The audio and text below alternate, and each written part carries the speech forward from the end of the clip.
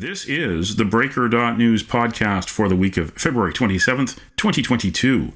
I'm Bob Mackin, publisher of TheBreaker.news and host of the Breaker.news Podcast. Welcome to edition number 227. The Breaker is your source for news, opinion, and analysis about British Columbia issues, institutions, and influencers. Later, I'll tell you how you can support The Breaker.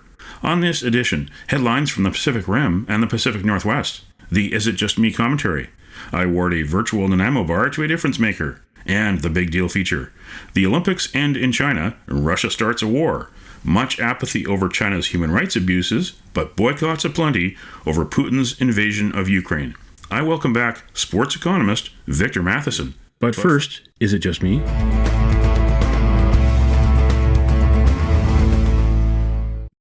Is it just me, or will the Emergencies Act become a frequently used tool by the federal government to quash protest? Civil libertarians are worried that it will be used more often after Justin Trudeau invoked it for about a week, so that he could clear truckers from downtown Ottawa and away from border crossings. The anti-vaccine mandate movement is misguided. Some of it feeds on disinformation, but many Canadians are losing faith in government's ability to handle the pandemic and the economy. Although it did seem to pop up just in time for Canada to express support for Ukraine, did Russia's foreign meddling campaign pull any strings behind the scenes? Justin Trudeau used it as a wedge issue to score political points. He could have heard them out instead. Ottawa City Hall and the Ottawa Police Department? Well, you could have simply enforced local anti-parking and anti-noise laws, along with provincial truck safety laws. It could have been a one-day inconvenience. Instead, you helped it become a month-long nuisance. Maybe we don't need the Emergencies Act unless it's a serious emergency again. Maybe just enforce the basic laws, please. It's a lot cheaper in the end. What do you think? Email Bob at TheBreaker.news.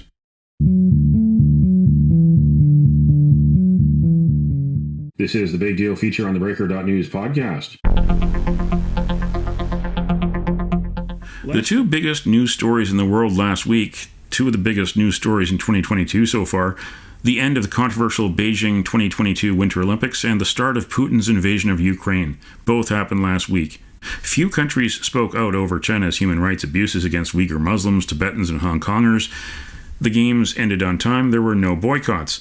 Meanwhile, an avalanche of boycotts against Russia and its partner Belarus after Russia violated the Olympic truce, a peace measure supposed to last a week after the Paralympics, which haven't even happened yet. Returning to the Breaker.news podcast is guest Victor Matheson, who is one of the world's top sports economists. Professor Matheson is from the College of the Holy Cross in Worcester, Massachusetts. First, I asked him what will be the legacy of the Beijing Olympics, a ratings disappointment for both NBC in the US and CBC in Canada. So over the last 3 weeks, the two things that I've heard just my colleagues talking about, either sports economists or just regular folks in the hall, we've heard two things. Number one, the human rights record of China, especially with relationship to the Uyghurs.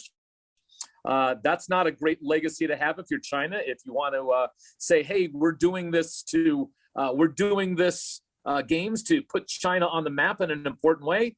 I think more people have put the western provinces of China on the map a lot more than the sporting venues. And the second thing I've heard people talking about is doping by Russian figure skaters. So this is a games where it certainly looks like the bad has overshadowed the good.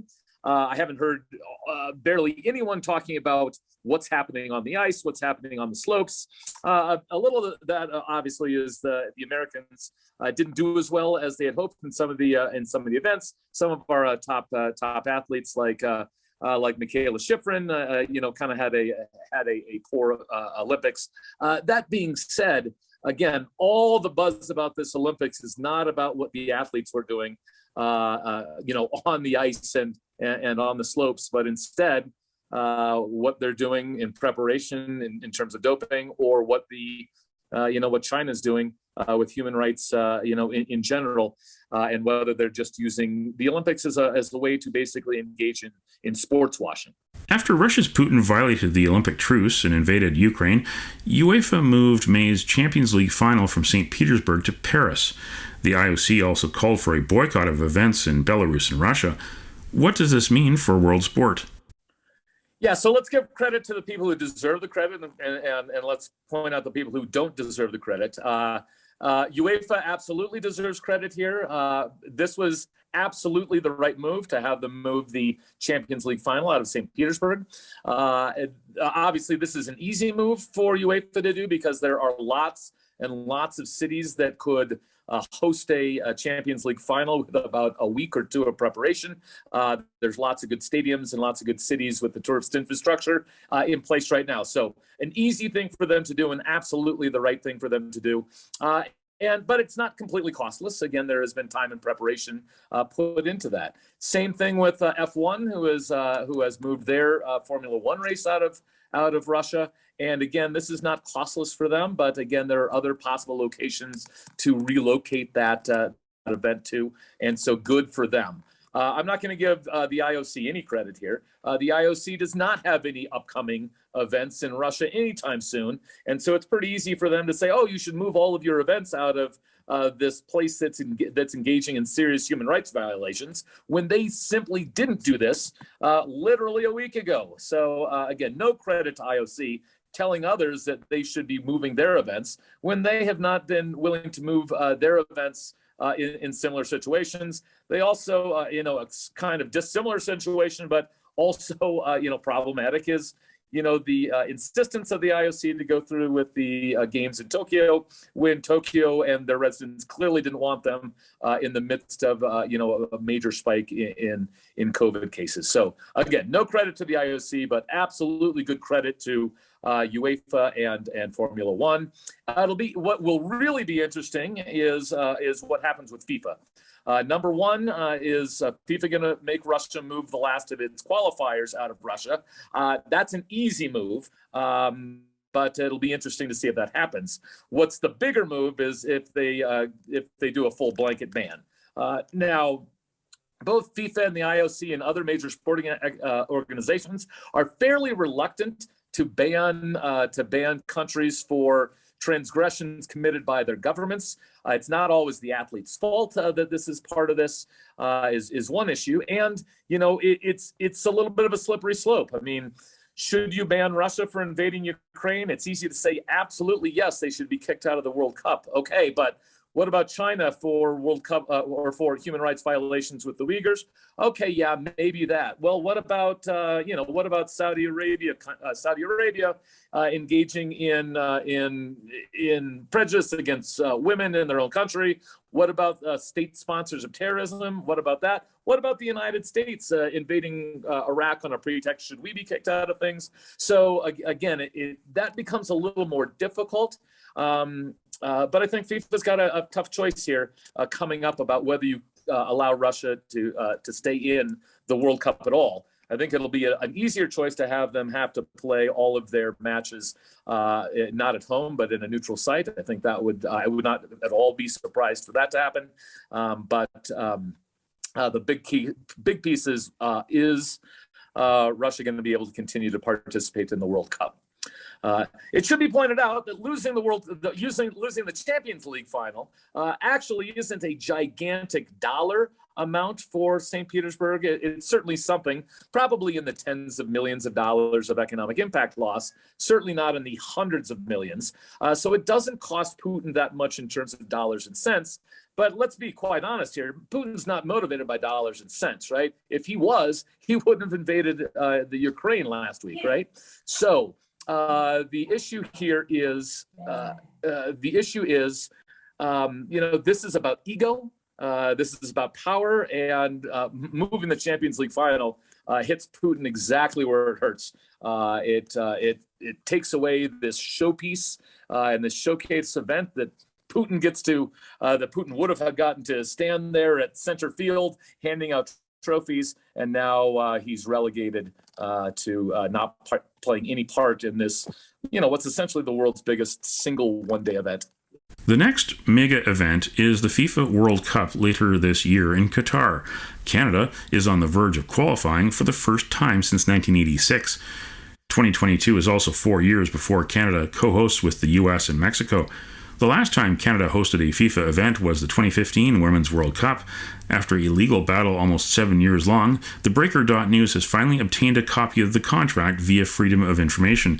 It shows how taxpayers in BC subsidize FIFA, one of the world's richest, most controversial sports organizations. The story that you can read on TheBreaker.news says lawyers for the Canadian Soccer Association had said in 2020 that if the contract was made public, the World Cup may not come to Canada in 2026. But they did an about-face in February 2022, while the BC government negotiates with FIFA to bring World Cup games to BC Place in 2026. I asked my guest, Victor Matheson of College of the Holy Cross, why do governments write big checks to FIFA? Well, first of all, they believe, I think wrongly in most cases, but they believe there's a huge economic windfall from hosting these events. For example, again, Vancouver subsidized the IOC and put on an entire Winter Olympics for them, not too long ago, 12 years ago now, right? And that was a multi-billion-dollar event that cost Vancouver a huge amount of money, did not return economic returns enough to cover those costs, yet the IOC walked away with several $1 billion worth of TV revenue, most of which they pocketed themselves. They did share some with Vancouver there, but they pocketed that money themselves. And again, basically, that's the way the Olympics works. Is the IOC grants those cities the right to use the name the Olympics in exchange for those host cities bearing all the costs. And that's the same sort of thing that happens with FIFA as well, right? So FIFA grants the city the right to host these games. The city hopes that they'll get a bunch of tourism. And of course, some tourism did occur there. I mean, I personally went up and saw some games in Montreal and in Ottawa. So, I put some money into the Canadian economy because they hosted those games. The question is whether, it was worth the $2 million investment that Vancouver had and the probably similar levels of investment that you had in other host cities. What do you think about that, about organizations like FIFA, like the IOC, that demand so much, including the taxpayer subsidies, but when it comes to transparency, they give so little? Yeah, well, you're just basically setting this one up for me to hit out of the park, right? Because this is something that economists like myself have complained about for years. Again, we don't think that an organization like FIFA should be subsidized by local governments. Again, remember, FIFA makes about $4 billion every 4-year cycle, and again, almost all that money comes from the Men's World Cup. A smaller slice of that comes from Women's World Cup and other tournaments, but they make about $4 billion from the Men's World Cup. So, when we're talking about setting aside $1 million or $2 million to rent a stadium so that you can have your $4 billion tournament take place, when you're talking about spending, $3 or $4 million on venues, a few $1 million transporting referees around and things like this. I mean, let's be serious here. The World Cup is absolutely a way to mint money, and there is no reason that FIFA shouldn't be paying its own way. I mean, again, FIFA is making $4 billion on a tournament that costs virtually nothing to put on, right? Again, you're talking about stadiums that are already in place. When you're talking about a U.S., Canada, Mexico bid, you're talking about an event where the stadiums are in place, the hospitality facilities are in place, the transportation networks are in place. You're talking about tiny amounts of money to actually run the games in comparison to what you bring in. Now, mind you, it says, well, we have to spend all this money on the players. Well, look, the players are part of this whole organization, and of course they deserve to be paid for their participation in this. But there's no reason that, again, taxpayers in Vancouver or in Boston, like where I am, should be subsidizing a private entity run by millionaires generating billions of dollars. That shouldn't be being done with taxpayer money.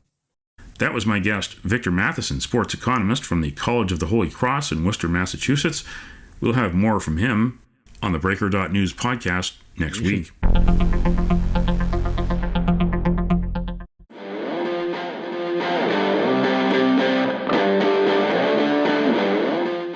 it's time on the TheBreaker.news podcast for Around the Rim. We look at news headlines around the Pacific Rim.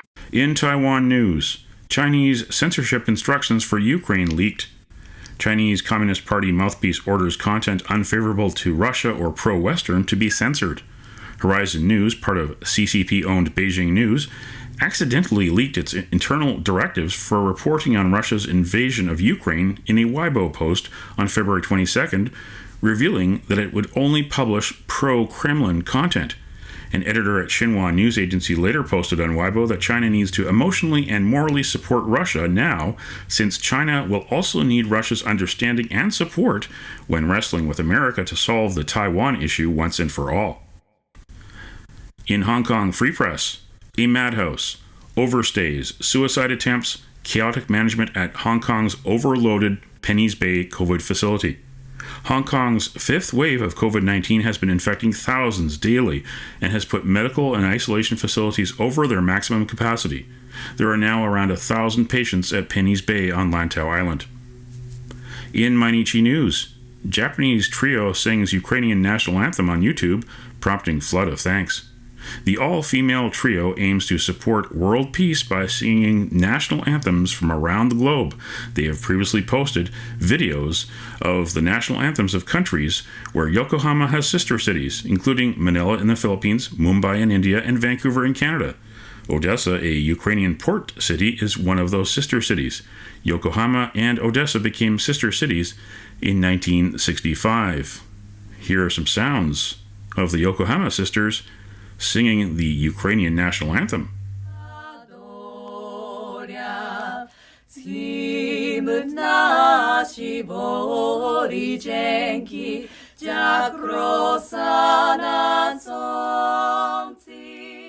That's Around the Rim on this edition of the Breaker.news Podcast.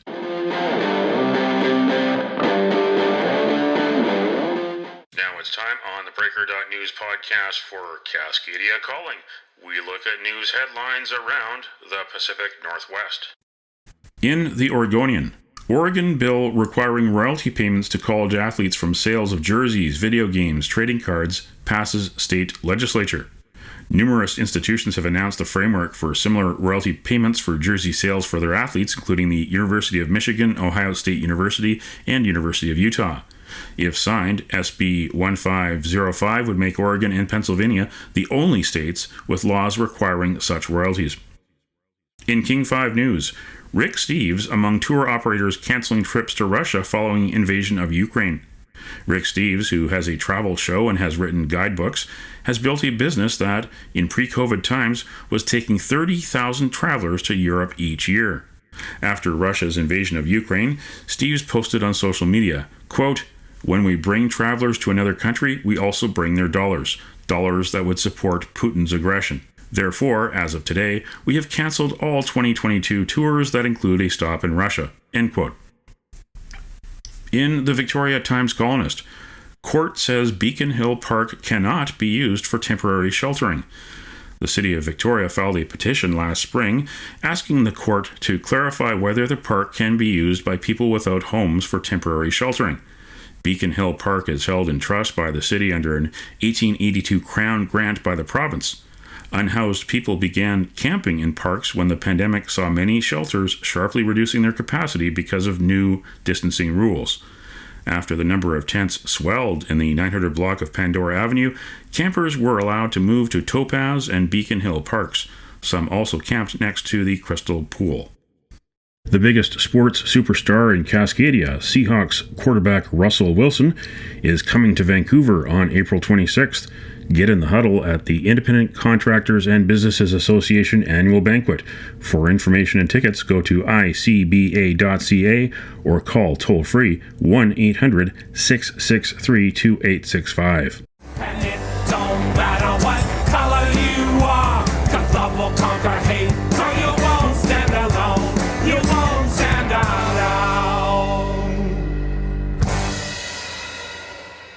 The virtual Nanaimo Bar, brought to you by Spruce Hill Contracting. Every week we end the Breaker.news podcast on a tasty note by awarding the goodness of a virtual Nanaimo bar to people making a difference.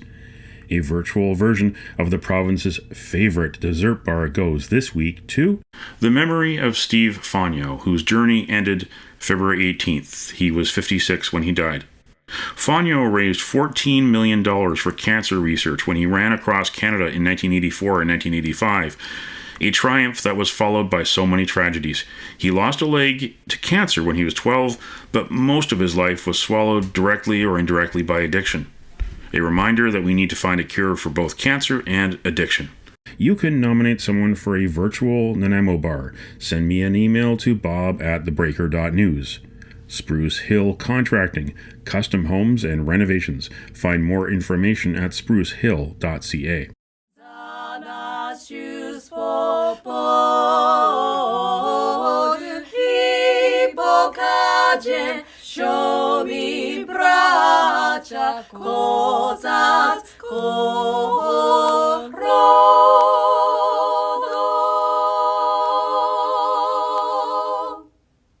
That's it for the TheBreaker.news podcast for the week of February 27th, 2022.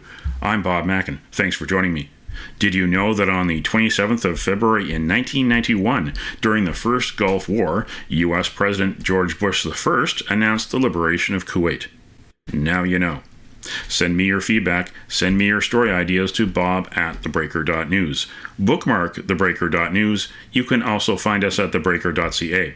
Sign up for the email newsletter and get updates to your inbox. For news as it happens, follow The Breaker News on Twitter and visit TheBreaker.news on Facebook.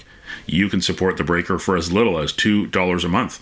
For more information, go to patreon.com/TheBreakerNews. That's patreon.com/TheBreakerNews. Until next week.